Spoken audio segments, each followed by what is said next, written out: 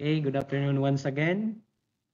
So, for example, we have this differential equation. D minus 1 and y equals, let's say, e raised to 2x and then plus, let's say, 3. Ayun. So in this case, yung right-hand side natin ay exponential and then constant. Diba? So ibig sabihin, dalawang particular solution ang isosolve natin. Diba? Kasi baka masanay kayo na ang particular function, yung right-hand side ng equation ay isa lang. Kasi last time, kinonsider natin yung constant, isa lang, constant lang. And then, sunod, naging siyang linear function. And then, eventually, naging siyang quadratic function. And then, kinonsider natin, exponential lang. So, ngayon, how about ganito? Diba? Exponential and then constant. Dalawa na siya. So, paano ba yung pag-solve ng particular solution ito? Of course, ang isolve natin dito ay general solution. Ano?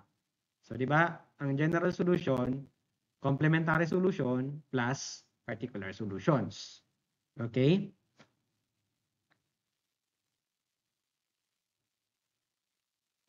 Loading ako? Ha? No, sir. Ano? Okay lang po. Yung Para mahina yung ano mo, ano? Mr. Ano sir? Mahina sir pero yung boses niyo po malinaw kaso yung sa video po galuding yung sako. Okay. I-upload mo man yan sa record mo. Okay. Nare-record ko naman ano. So maybe after ma-record, hopefully ma-upload ano. So ayun, Yes. tayo. So na-record ko naman ano. So i-upload ko na lang sa YouTube kung sakali.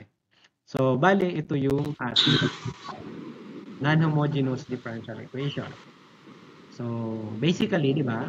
Madali lang yung ano nito, yung complementary solution.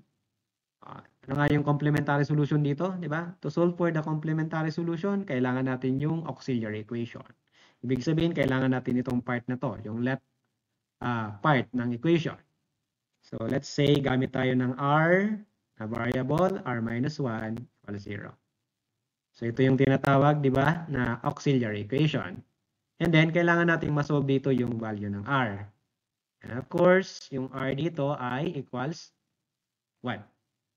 So ngayon, since 1 yung r natin, yung root ng auxiliary equation, eventually, yung complementary solution ay, di ba, yung complementary solution denoted by y sub c. So this is equal to the arbitrary constant multiplied by the the rational number e raised to the root of the auxiliary equation, which is 1. 1 times x, so that is x. So this is the complementary solution. So I am going to fax this. This is our complementary solution, di ba? So this is the, ano nga ang complementary solution? The first part of the solution. Right? Of course, madali lang yan. So, continue tayo dito sa particular solution. Kasi yun yung medyo mahirap na part. So, sabi ko kanina, dalawa yung ating particular function nito. Exponential and then constant. So, ngayon, ang solve natin na particular solution ay dalawa. First is this one and second this one. So ngayon, tingnan natin yung complementary solution. Ito bang particular function na to kapareho ang form? Yes or no? Please answer. Magkaparehong form ba? Yes or no? Ito sa complementary. yes. Yes or no? Magkapareho ba na form? Yes. Yes or no? E raised to 2x and then ito, e raised to x. Same form ba sila? No. No. Okay, no. Kasi 2 yung ano dito and then dito 1. So, they are not the same. They are of the different form. Sorry. So, magkaiba yung form nila kasi e raised to 2x ito e raised to x. Of course, itong constant, hindi yan kapareho dito.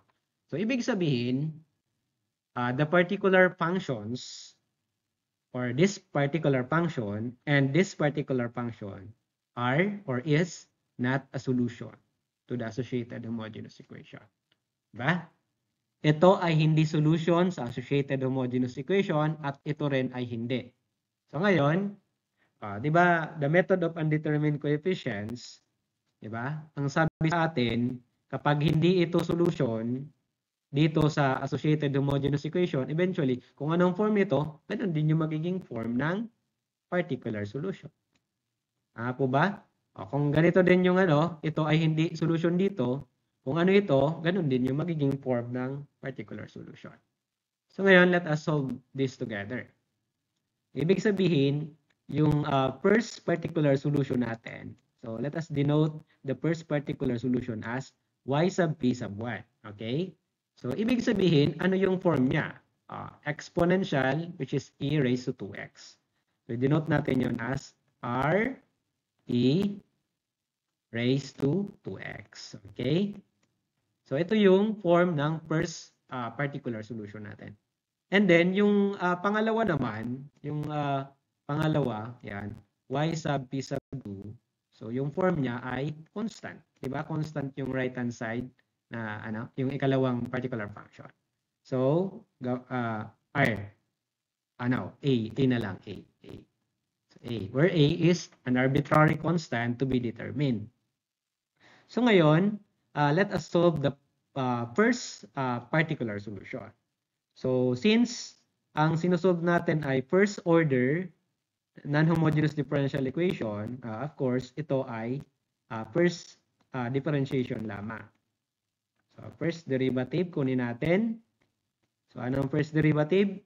Nito, 2r e raised to x. Okay, very good. So, ito naman one at a time. So, ito mamaya natin i-solve. So, ngayon, itong functions na to, itong form and then differentiated function, isa-substitute natin dito, di ba? Sa original equation natin. So malamang, since nagsosolve tayo ng particular solution, ito lang na part na to, hindi kasali yung 3. Kasi mamaya yun, first part, take note. Ang sinosolve natin dito ay yung first part of the particular solution. So kaya, dito, meron tayong d minus 1. Okay? And then, since we are solving for the first part, yan, denote natin siya as e sub 1. Okay? And then, this is equal to what? E raised to 2x. E raised to 2x. Ayan. And then, eventually, substitute lang natin. Di ba, ito ay, ano nga ito? Ayan. Yan. Yan. I-distribute yan. So, ibig sabihin, meron tayo ditong dy sub p sub 1. Di ba, dito, yung y prime p sub 1, the same lang yan sa dy sub p. Di ba? So, ibig sabihin, meron tayo ditong 2r e raised to 2x and then minus y sub p. Anong y sub p natin? Ito. So, r e raised to 2x, di ba? Ito yung form natin. Raised to 2x and then equal to the right-hand side. So, this is equal to e raised to 2x. So, now, let us simplify the left-hand side of the equation. So, as we can see, okay, di ba? This is equal to r e raised to 2x. Tama po ba? Tama po ba? Yes or no? Okay. Yes. E raised to 2x. So, ngayon, since we are solving for the value of r, di ba? So, yan yung arbitrary constant. Tama? Supposed to be an identity. Meaning, yung coefficients of e raised to 2x must be equated. Diba? So, hence, we have r equal to, anong coefficient dito? 1. We are equate or equal. Kasi this is supposed to be a. So we are solving for the coefficient, the value of r. So dito, ibig sabihin, let us go back to the form. And the form of the first particular solution is this one, r e raised to 2x. And yung r na nakuha natin ay 1. Ibig sabihin, ang first particular solution ay e raised to 2x. Kasi r is equal to 1. So this is our first particular solution. Right? How about the second? Andito yung second natin. Dito. So yung second naman natin, isolve na natin yung second. Second part. So yung second part natin ay constant. Of course, ang first derivative nito, di ba? Ano ang first derivative nito? 0. So ang first derivative nito ay 0 kasi a is an arbitrary constant. Okay? So, balik tayo doon sa original equation. So, di ba ito yung original equation natin? So, dito, ang gagamitin na natin ay b minus 1 and then y. Ayan. Dito, nagsasolve na tayo ng second particular solution. Yung second part. So, this is equal to 1. So, dito, sa given non-homogeneous equation natin, okay, ito ay equals to. So, ngayon, substitute na natin. So, yung mic or yung yung mute. Thank you. So, eventually, di ba, multiply ka na naman dyan, distribute lang. So, ang value ng first derivative natin ay 0. So, ngayon, ito na lang function. So, take note be careful. Negative ito negative y sub p sub 2. So, ibig sabihin, itong a ay magiging negative. Negative a, right? Diba? Negative y sub p sub 2. And y sub p sub 2 is equal to a. Kaya, magiging siyang negative. So, baka kasi matanggal nyo yung negative dyan, magkakamali kayo. Kasi minus ito eh. So, this is equal to 3. And then, eventually, a is equal to 3. So, this is the value of a. So, a is equal to 3. Hence, the second particular solution, the second part, is equal to 3. Okay. So, i-box natin. So, nagkataon lang yan na kung ano yung particular function, yun din yung solution. Sir, bakong negative 3, sir. Sorry. Yeah. I'm sorry. Thank you. So, a here is, thank you for the correction. So, a here is equal to negative 3. That is correct. Kasi we have here negative a is equal to 3. So, multiplying both sides by negative a, we get a is equal to negative 3. Hence, the second part is negative 3.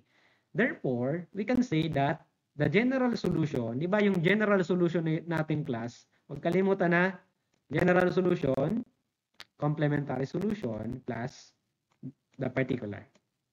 Okay? And please take note, we have two parts of the particular solutions. Kaya itong part na to, dalawa siya. Okay? So, the general solution is y is equal to c e raised to x and then plus the first part of the solution, which is e raised to 2x, and then the second part of the particular solution, which is negative 3. So, this is the general solution. Ina-add lang natin yung complementary solution and particular solution. Sa case na to, particular solutions. Why? Kasi dalawa yung particular function natin. Kaya dalawa yung particular solutions. So, let us box this. So, this is the general solution.